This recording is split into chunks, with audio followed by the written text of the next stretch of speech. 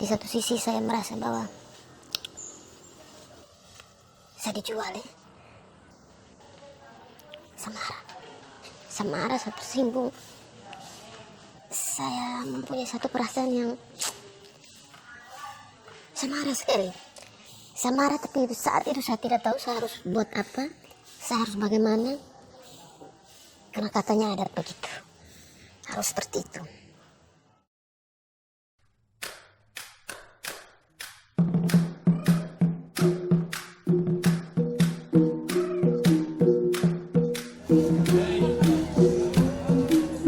Belis dalam budaya masyarakat Nusa Tenggara Timur merupakan prasyarat penting keabsahan perkawinan.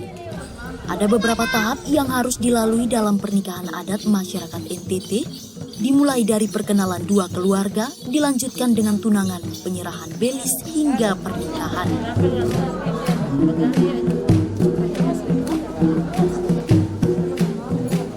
Belis yang diberikan pihak laki-laki bisa berupa uang, emas, gading, maupun hewan seperti kuda, sapi, dan kerbau. Belis ini kemudian dibalas oleh pihak perempuan dengan beras, moke, kain tenun, dan hewan seperti babi yang senilai dengan apa yang diserahkan oleh pihak laki-laki.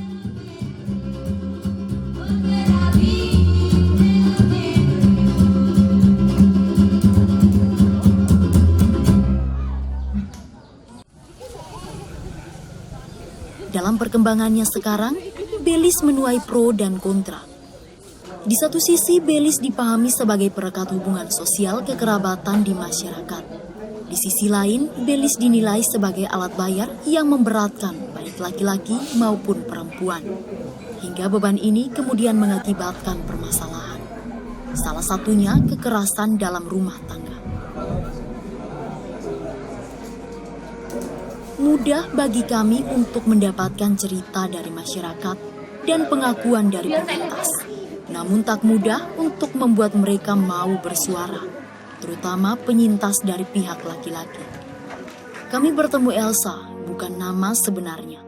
Salah satu penyintas yang berani membuka suara. Ia menceritakan kembali bagaimana perkara belis tersebut membuatnya menanggung beban psikis bertahun-tahun.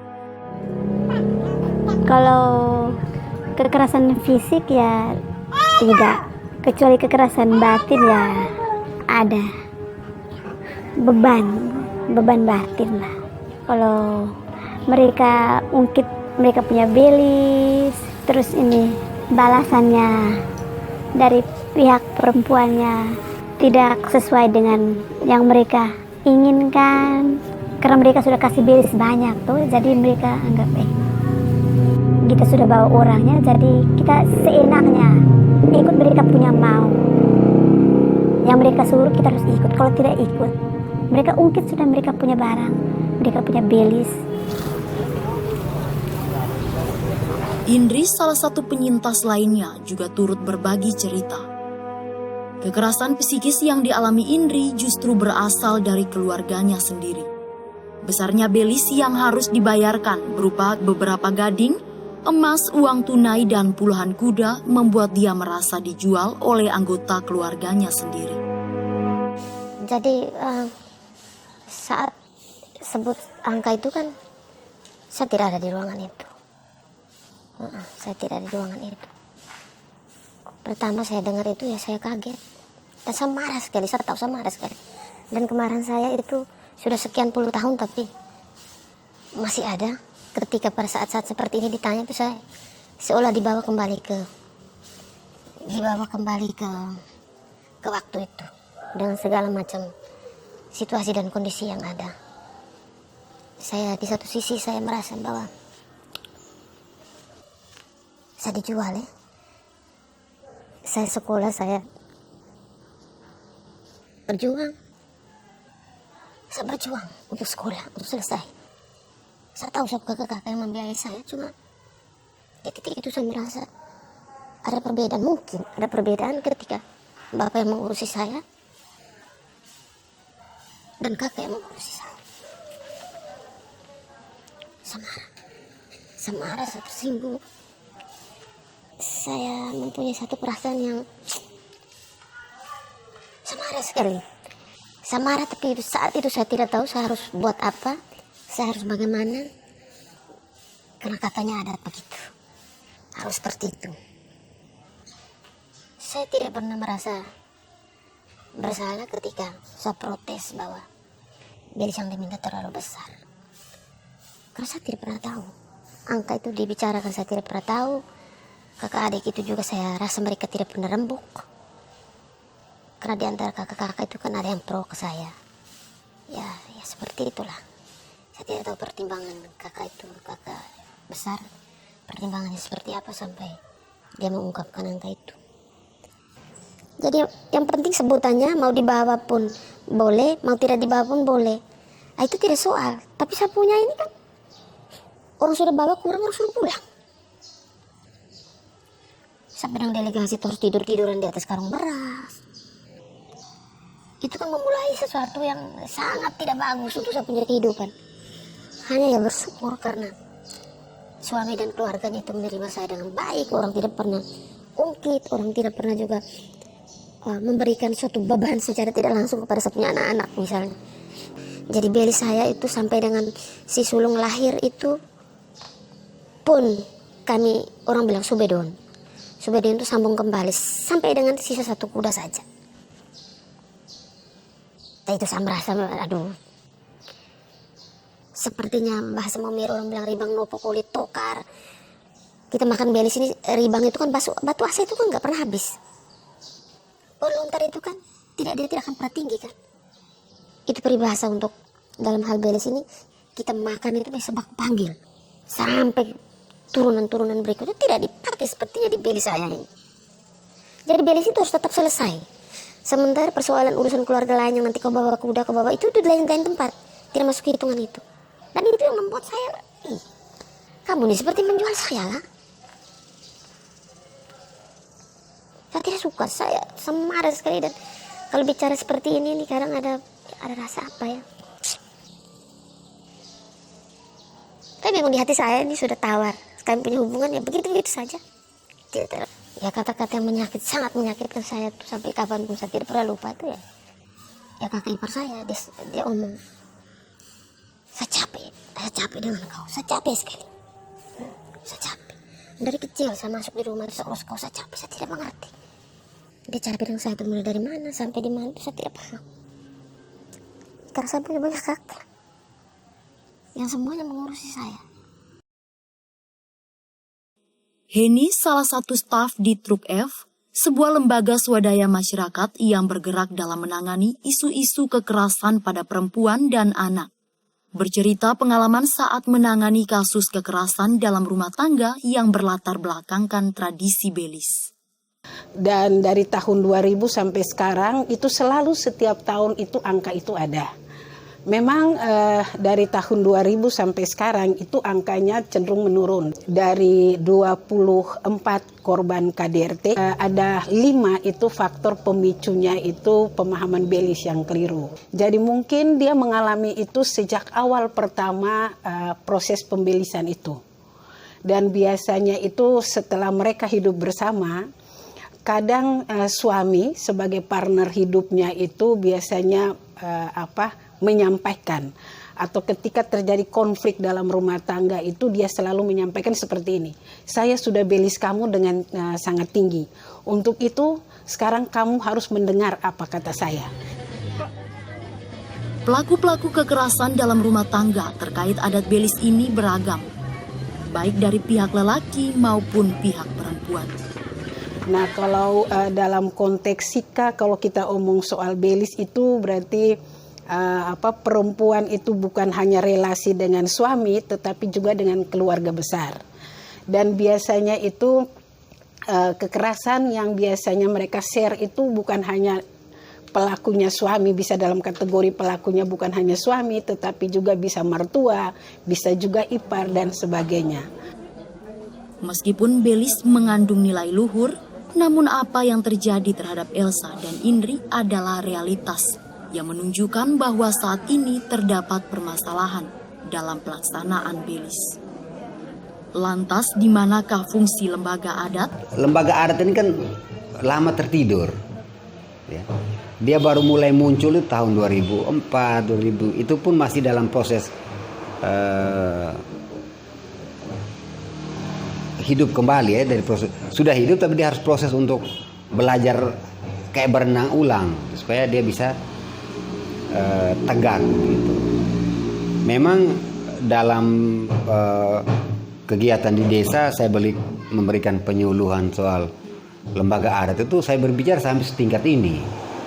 Tetapi nilai itu fungsional lembaga-lembaga adat ini kan tersisihkan. Maka untuk tetap mempertahankan eksistensi dari adat itu diambil alih internal oleh keluarga. Zaman dulu yang mengesahkan perkawinan, yang hadir setiap tahapan proses perkawinan itu tanah puannya atau ketua adatnya. Tapi zaman sekarang kan yang hadir kan orang dalam semua. Padahal di adat yang merestui atau bahasa hukumnya yang mensahkan perkawinan adat ya tanah puannya. Apa dibenarkan menentukan besarnya belis dari level pendidikan? Sebenarnya tidak. Tetapi dalam perkembangan dia sudah sampai mengarah ke situ. Kenapa sampai mengarah ke situ? Karena yang bertanggung jawab untuk menjaga adat, dalam hal ini lembaga adat, ini kan tidak pernah dihargai. Kalau sambil itu terjadi, maka nilai-nilai belis yang saya bicarakan dari awal itu sudah tidak masuk di dalam konsep itu.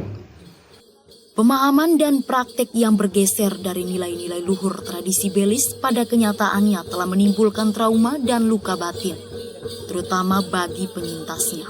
Tapi kalau menurut saya itu lebih baik belis itu jangan terlalu, karena nanti beban batin saya yang menjalankan tuh beban batin. Saya jadi merasa bahwa saya punya anak-anak, saya tidak akan ngomong belis sih. Mari kita bicarakan dulu kau punya apa untuk dia punya masa depan. Saya sampai dengan berpikir seperti itu. Daripada saya sebut belisnya tinggi-tinggi, dia pergi utang, dia punya calon suami pergi utang, begitu kita masuk rumah tangga sudah dengan utang. Utangnya karena apa? Utangnya karena untuk belis. Penolakan-penolakan terhadap tradisi belis menjadi tantangan terhadap pewarisan nilai-nilai luhur budaya masyarakat Nusa Tenggara Timur. Apa solusinya? Yang menjadi tantangan kita ke depan itu ketika makna dari belis itu sendiri sudah bergeser. Ada pergeseran makna tentang belis itu dari aspek sosial budaya ke aspek ekonomi. Nah, ketika budaya itu aspek sosial budaya sudah bergeser ke aspek ekonomi, itu yang membuat biasnya itu besar, salah satunya sampai kepada KDRT. Karena ketika orang berpikir ekonomi, orang lalu menyentuh tentang harga, tentang materi, tentang ini. Tapi orang meninggalkan secara perlahan-lahan aspek persaudaraan dan kekeluargaan. Nah, itu menjadi tantangan kita pada saat ini. Lalu solusi terbaik dari tantangan ini kalau saya ingin mengatakan bahwa bagaimana kita berusaha bekerja bersama-sama untuk memberikan pemahaman yang baik tentang belis itu sendiri, khusus dari aspek sosial budaya. Sehingga hal itu bisa tertanam kepada generasi kita sekarang. Mereka tidak merasa bahwa belis itu sesuatu yang membuat mereka menjadi sangat berat, sangat sulit, dan itu menimbulkan perhara dalam rumah tangga. Sebenarnya tidak seperti itu. Tidak seperti itu. Ketika mereka memahami aspek sosial budaya, itu yang dikedepankan tali kasih persaudaraan. Yang memperhitungkan juga menimbang tentang martabat dan harga diri. Tidak berarti karena kita bersaudara lalu kita tidak memperhitungkan martabat dan harga diri. Tidak berarti itu, tidak. Tetap di keseimbangan antara harga diri, martabat, dan juga persaudaraan. Kalau hanya berpikir ekonomi itu akan ada transaksi, akan ada tawar-menawar, dan dia sangat menyentuh dengan yang namanya materi. Itu yang akhirnya kita terlampau berpikir tentang materi, kita meninggalkan kasih dan persaudaraan itu sendiri.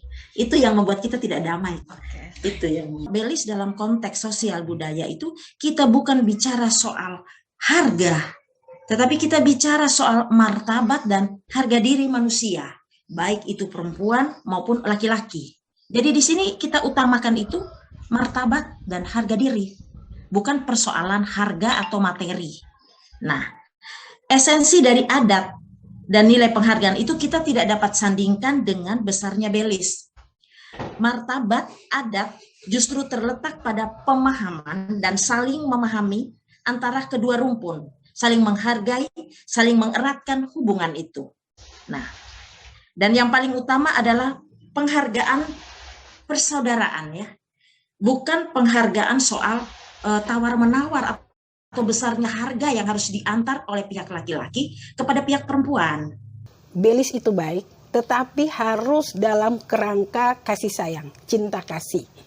Karena mungkin dari beberapa sharing dari teman-teman, kita lihat dulu dari serangkaian proses itu kan sebenarnya itu ada gesekan-gesekan juga.